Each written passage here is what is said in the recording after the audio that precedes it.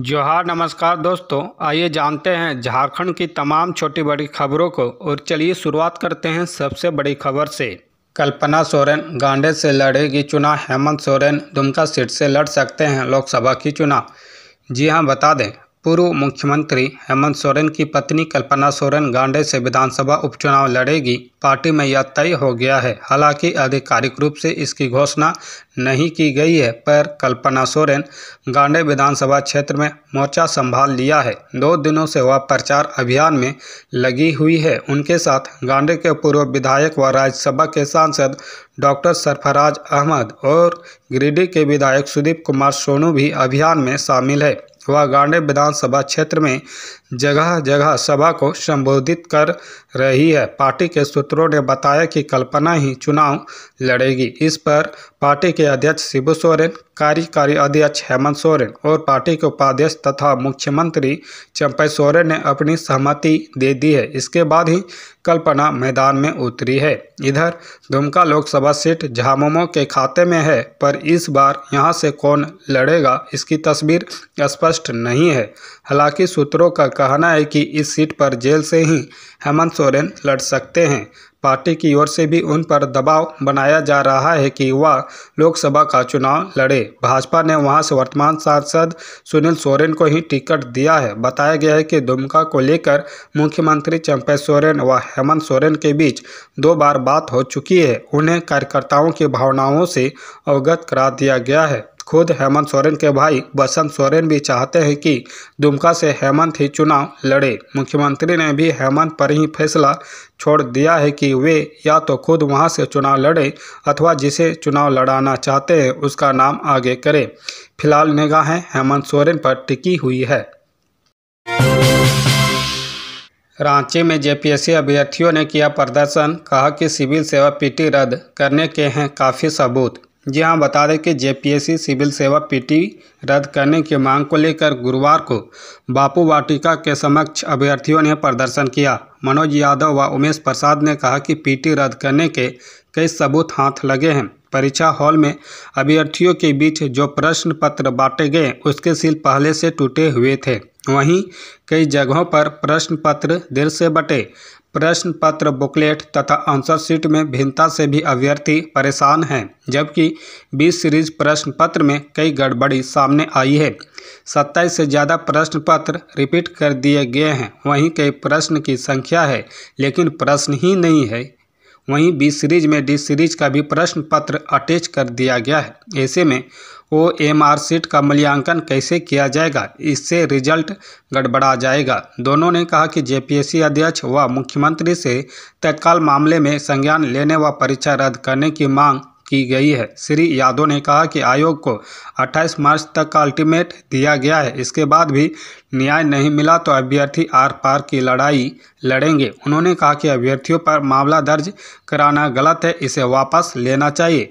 Jharkhand high court की lower bench ने प्रतियोगिता परीक्षाओं में चयनित अभ्यर्थियों के जाति प्रमाण पत्र को विभिन्न कारणों से रद्द करने के मामले में दायर याचिकाओं पर सुनवाई की। जस्टिस रंगन मुखोपाध्याय, जस्टिस आनंद सेन व जस्टिस राजेश शंकर की 3 सदस्यीय पीठ ने इस दौरान अभ्यर्थियों को और प्रतिवादियों का पक्ष सुना। इसके बाद विस्तृत सुनवाई के लिए 25 अप्रैल की तिथि निर्धारित की है।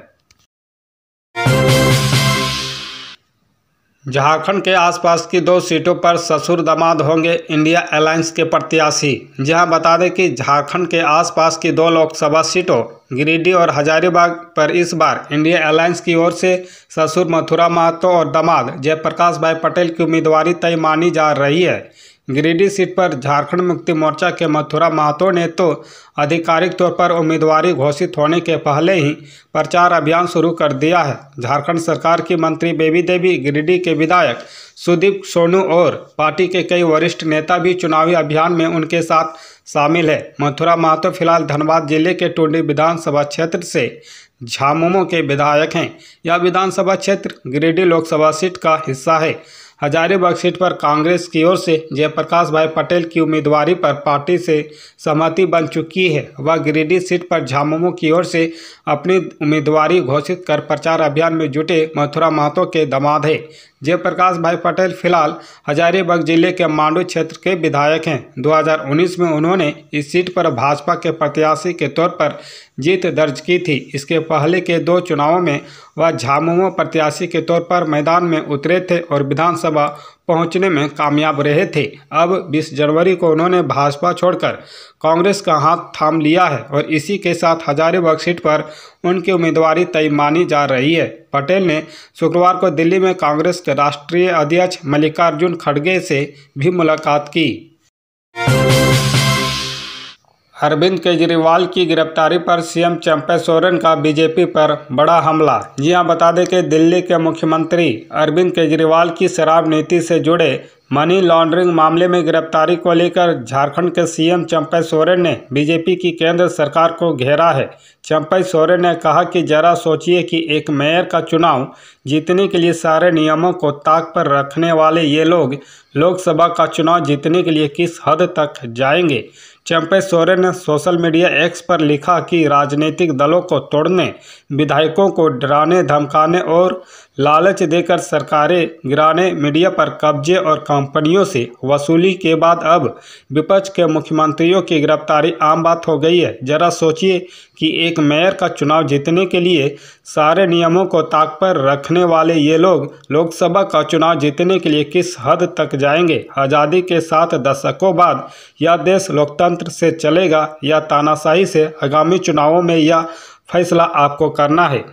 वहीं झारखंड के पूर्व सीएम हेमंत सोरेन को 31 जनवरी 2024 को झारखंड के मुख्यमंत्री पद से इस्तीफा देने के तुरंत बाद प्रवर्तन निदेशालय ने भूमि घोटाला मामले में गिरफ्तार कर लिया था। यह इस्तीफा हेमंत सोरेन ने ईडी के अधिकारियों द्वारा रांची में उनके आधिकारिक आवास पर 7 घंटे से अधिक समय तक पूछताछ के बाद किया गया था।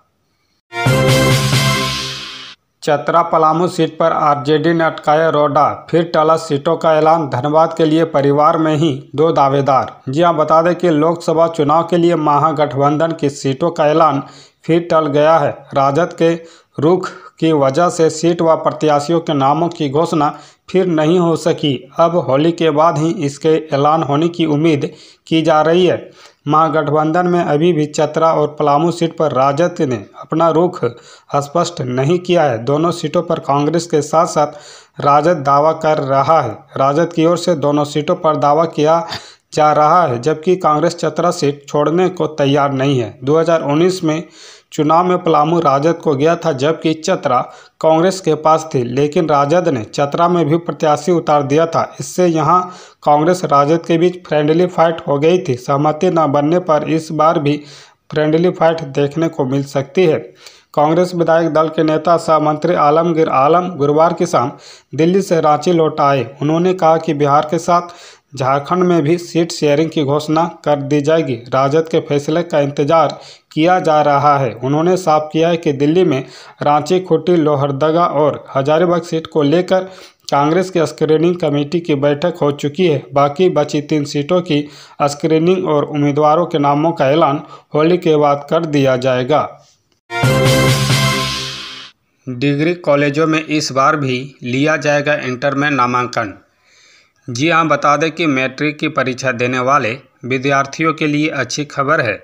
झारखंड एकेडमिक काउंसिल जैक ने सत्र 2024-26 के लिए इंटरमीडिएट की 11वीं की कक्षा में नामांकन के लिए सीटों की संख्या जारी की है तथा इसमें अंगीभूत डिग्री महाविद्यालयों में संचालित इंटरमीडिएट की कक्षा को चलाने के लिए भी सीटों की व्यवस्था की गई है। इससे यह तय हो गया है कि डिग्री कॉलेजों में इस बार भी इंटर में नामांकन लिया जाएगा। दरअसल पिछले साल उच्च व तकनीकी शिक्षा विभाग ने डिग्री कॉलेजों में इंटर की कक्षाएं संचालित नहीं चलाए जाने का निर्देश जारी किया था, लेकिन सरकार ने इसमें निर्देश को विलोपित कर छात्रों को राहत दी थी। यह राहत इस बार भी बरकरार रखी गई है। जैक के इस निर्णय का झारखंड अंगीभूत महाविद्यालय इंटरमीडिएट अनुबंध शिक्षक और शिक्षकेतर कर्मचारी मोर्चा ने स्वागत किया है।